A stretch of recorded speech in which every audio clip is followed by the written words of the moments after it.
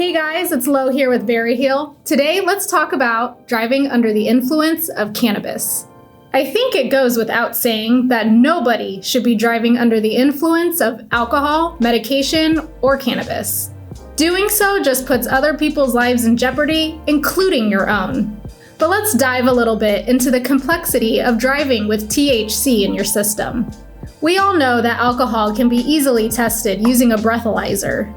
But what about cannabis intoxication? If you are new to cannabis, do know that THC stays in your system for days, long after the initial high.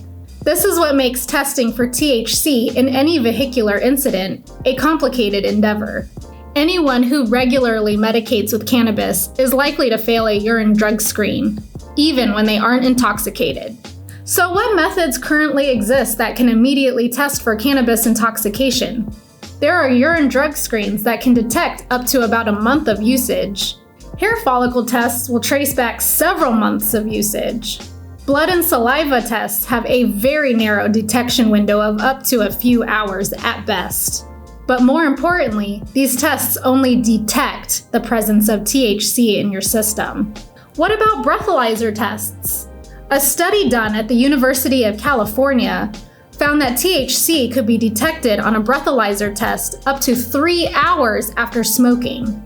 The company that sponsored this study, Hound Labs, raised $60 million to develop a breathalyzer that can detect THC and alcohol. While this breathalyzer can detect THC up to a certain amount of time, it can't measure the level of intoxication.